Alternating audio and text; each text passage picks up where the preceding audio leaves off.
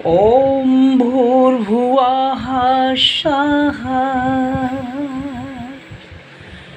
800 से ऊपर वीडियो हमने डाला है, लेकिन वीडियो देखने वाले, लाइक करने वाले, कमेंट करने वाले, शेयर करने वाले बहुत कम ही मात्रा है।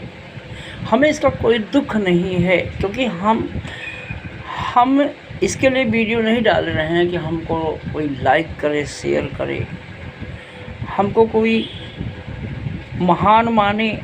हम तो ये चाहते हैं कि जैसे हमारे गुरु जी ने कहा कि सूर्य का ध्यान करो, गायत्री महामंत्र। उन्होंने ये नहीं कहा कि मुझे भगवान मानो।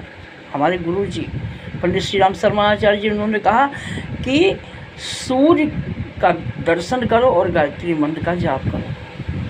भगवान कृष्ण ने नहीं कहा गीता में कि अर्जुन मैं भगवान हूँ, मैं परमात्मा हूँ। उन्होंने कहा मेरा स्वरूप देखिए विराट। और उन्होंने कहा कि पंच प्रकृति आदि शक्ति जगत जननी सारा संसार बना है।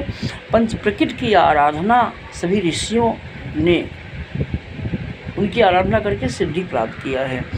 इसी बात को भगवान राम भी पूरे रामायण में कहीं नहीं किसी से उन्होंने कहा कि मेरी पूजा करो, मैं भगवान हूँ। उन्होंने शिवरी से कहा कि तुम बहन, मुझे ढूंढने की ज़रूरत नहीं है, तुमको मुझे अपनी आत्मा में देखना, मैं तुम्हारी आत्मा में निवास करता हूँ, क्योंकि आत्मा ही परमात्मा है और आत्मा ही परम ब्रह्म है, आत्मा ही सनातन है। आत्मा का कहीं अंत नहीं होता। आत्मा पानी में डूब नहीं सकती, क्योंकि भगवान राम जब सरजू में अपना गुप्तार घाट में सरजू में डूब गए तो शरीर तो सरजू में डूब गई, लेकिन ख़त्म हो गई।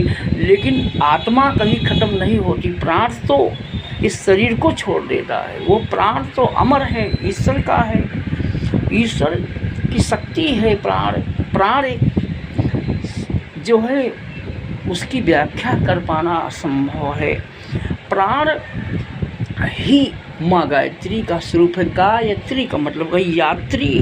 अब शरीर में जिसके द्वारा ये शरीर यात्रा कर रही है, वो यात्री माँ मेहमान के रूप में, आत्मा के रूप में, प्राण के रूप में, सांस के रूप में, सब में विराजमान होती है। पर माँ का ध्यान गुरु के बिना कोई कर नहीं सकता। गायत्री मंत्र ही एक आधार है जो माँ जगत जननी आदि शक्ति की आराधना। ओम भूर्भुवः स्वः।